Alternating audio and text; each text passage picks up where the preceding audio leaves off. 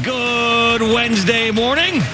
Is it a football Wednesday today? I think it is, because we've got the Giants and the Cowboys tomorrow. I talked to Youssef yesterday, our head of janitorial supplies and a NFL picks mastermind. At least he was, to went 0-5 this week. He said we got to do the picks on Wednesday because he's also out Friday. Everybody's not working Friday, but me and Boomers, we're coming in and grinding, talking Cowboys-Giants because it's that big of a game in the NFC East and the NFC. So it is a football Wednesday. We got plenty more Jets fallout as well, but is this the beginning of the end for the New York Giants, or is it a bounce-back spot on national TV down in Big D? Good morning, Boomer. How are you? Yeah, good morning, Jay. I'm doing great. Yeah, it's not going to be an easy game for the Giants, that's for sure. With all the injuries that they have, with their secondary basically in tatters right now, and I go back to the Bryant McKinney injury. Xavier McKinney. I keep saying Bryant. Xavier McKinney injury. And really, it started a cascading of injuries in the secondary. Mm-hmm. And, you know, when you saw what the Cowboys did against your Minnesota Vikings, now I think Tony Pollard is their number one running back. They can run it, they can throw it, and they can get after the quarterback. And I think in the last 4 games, they've forced 8 turnovers. So there's a lot of reasons why you would love the Cowboys in this game. I think what's this spread, like 9.5? It was 8.5 the last time I looked a couple days ago, so I will take a look for you on FanDuel Sportsbook. Yeah, definitely on the money line. You gotta love the Dallas Cowboys in this game, just simply because of the way that they've played the last couple games out. I know that they lost to the Green Bay Packers. They had a 28-14 lead. 9.5 now. You're right. So they coughed it up, and I look at the Giants and I look at where they are, who they are, what they're missing, and what is going to be needed in order to win this game. And this is going to be about as tough a game as it's going to be. I mean, their offensive line is going to have to be like spot on. Daniel Jones cannot turn the ball over in this game, and they're going to have to rely on Saquon Barkley, like you said yesterday. That's the only way, is to play keep away, mug up the game, slow down the game, and try to get this game into the fourth quarter, not down by 21 points. Yeah, I also think what you need to do, obviously, is stopping Tony Pollard after the unbelievable game he had against Minnesota, but you got to get after Dak. You got to get a pass rush. I feel like the Giants have not generated that as much as they would have liked, even though their defense has been very good this year. I want to see Kayvon Thibodeau actually show up and put some pressure on a quarterback for once. I'd like to see that, and that obviously is a great equalizer as well, as far as including turnovers, but turnovers come from pressure on a quarterback. So let's see that. He didn't really have much of that against Jared Goff at home last week. So if you want to win this game, the obvious thing's turnovers. The obvious thing is making sure that you're not throwing the interceptions or fumbling the ball and all that stuff. And get some pressure on Dak Prescott and then run the hell out of the ball. The Vikings didn't have an opportunity to run the ball on Sunday because it got blown out in 5 seconds. So they had to start throwing the ball, and Micah Parsons and everybody was teeing off. Right. We were talking about this last week about how the Giants have not generated much of a pass rush without the blitzing of Wink Martindale. Yep. And, you can only do so much. Now you have enough tape on particular teams to be able to know what they're doing and what they're going to be doing in certain situations. And teams have got to change. And, one thing I do know in this league, what teams have tried to do is they've tried to add double pass rushers on each side. Mm-hmm. And this way, they don't have to blitz. And this way, they can play with 7 men in the secondary. And this way, if you can get pressure on opposing quarterbacks with just 4, then all of a sudden now the game completely changes. That has not been who the Giants have been. That is not who they are. That's who the Cowboys are. Yeah. And the last time these two teams saw each other, I think the game was as close as it was because, the Giants were running a new scheme defensively. It was Cooper Rush at quarterback. They were running the ball effectively, and it was all the things we just talked about, and that's why the game was as close as it was. But if you remember, DeMarcus Lawrence basically had, an all-world 3-sack game, and Daniel Jones was under fire from the get-go, but he didn't turn the ball over, which was the key thing. And that's why the game stayed close. This is going to be, I would think that the Cowboys are going to try to make it a immediate track meet. They're going to try to come out, and they're just going to try to steamroll the Giants right into oblivion in the first half. And the Giants are going to have to weather that storm. And we often talk about, taking the best shot and then still standing and still being in the game and realizing that there are going to be moments in this game. And I'm sure that Brian Daboll will tell his team, look, guys, there's going to be moments in this game where we're going to get overwhelmed. Yeah. And they're going to make plays because they are playmakers and they are healthy. We just have to weather those plays and not let it to blow up into something worse. And, the last thing I want to do is come in here on Friday morning and discuss a blowout. Yeah, well, I don't think it's going to be a blowout. I think I'm going to end up picking the Giants a little bit later today just to keep it close. I mean, and really the question is, how good are the Cowboys? We know 40-3, they looked unbelievable. They looked unstoppable, both sides of the ball. They just couldn't do anything wrong right off the bat. They've got a sack fumble against Kirk Cousins.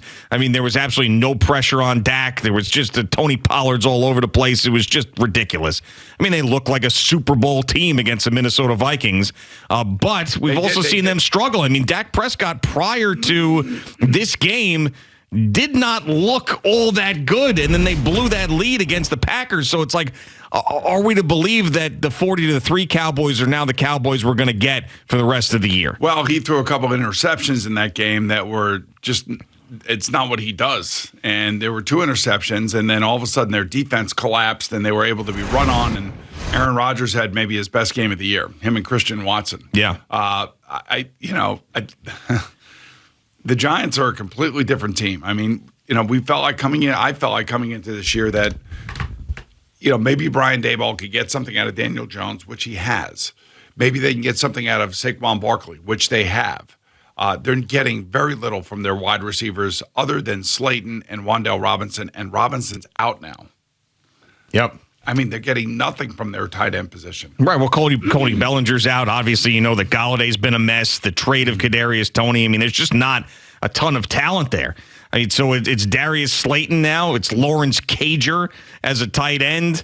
I mean, hopefully Galladay gets some run and shows up. Maybe because he's a Detroit Lion and he likes playing on Thanksgiving, he'll show up and play. I have no idea. Richie James is still out there. But, I mean, we know that the weapons that the Giants have are basically Saquon Barkley and cross your fingers. Well, it's also Daniel Jones running the ball. Yes. And there are a number of teams that have ran the ball very well against the Cowboy defense. One of those teams was the Chicago Bears, who went down there and put up 29 points.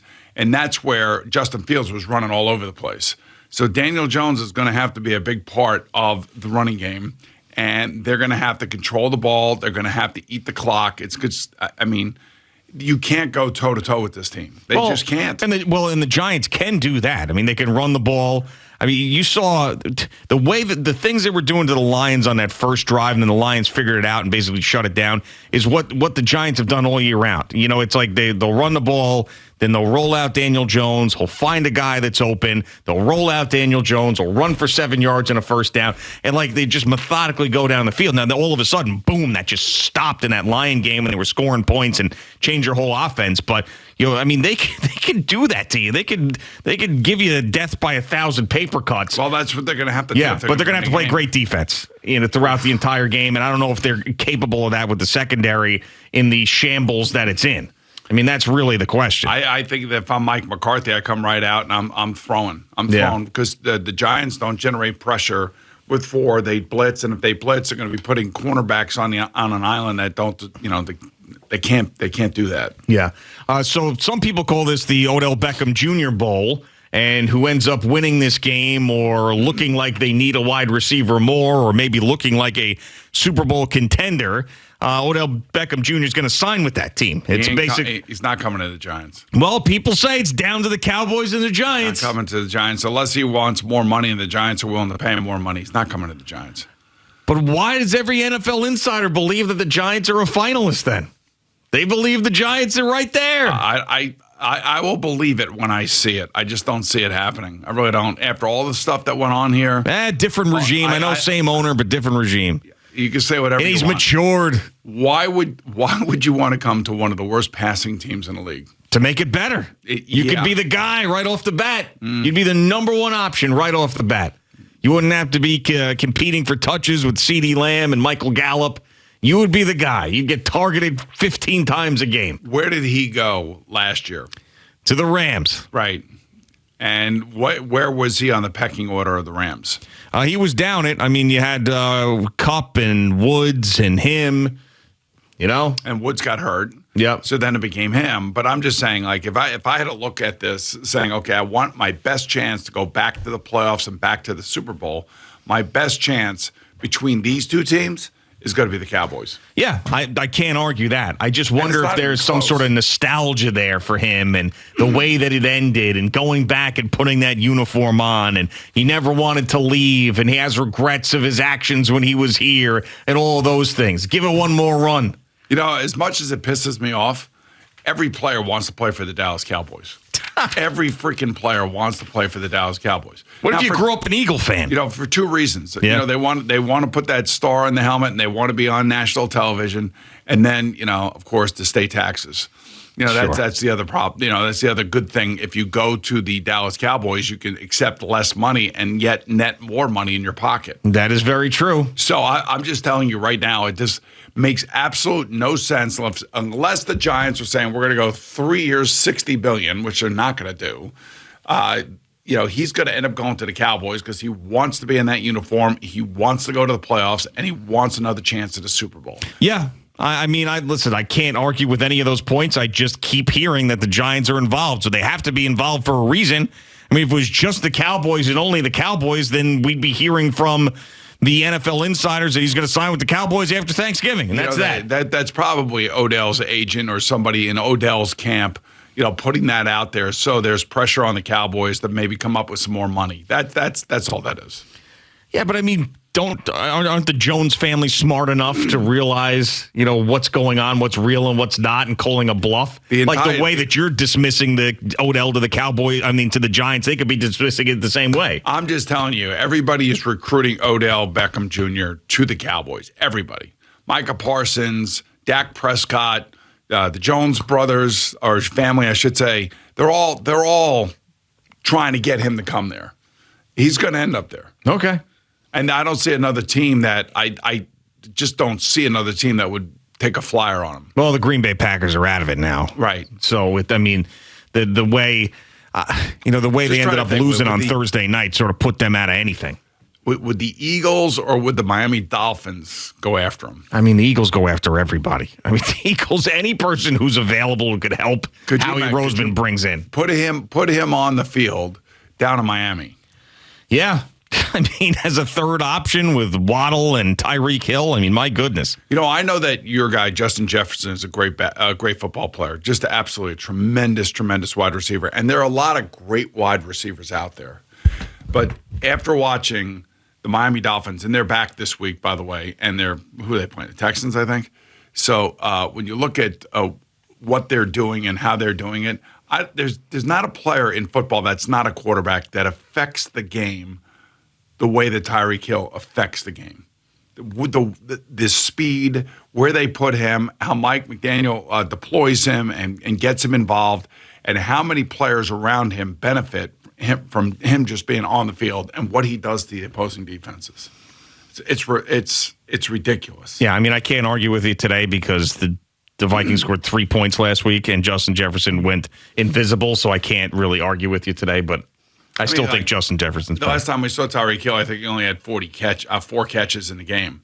So I would expect that we're going to see somewhere between 8 and 14 catches for him in this game. Well, yeah, I mean, if they are they playing the Texans? If they are playing the Texans, then yeah, I mean, my God, of course. I mean, he might have 300 yards receiving. Yeah, they're home to the Texans. They're a 13-point favorite.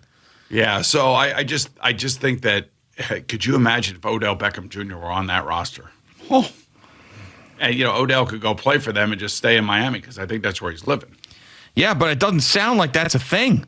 It doesn't sound like he has not been connected to the Dolphins at all. The only other team that I think that would take a shot at him if he's healthy enough. That's the other thing. Yeah, you know, when is he going to be totally healthy to be Odell Beckham? You know, to be the guy that we know he is and what he's capable of doing. I saw him on Instagram doing a whole bunch of workouts yesterday. Looked great. Good. So the only other team that I think that would take a flyer on him and would want him because they do need somebody would be the Tampa Bay Buccaneers.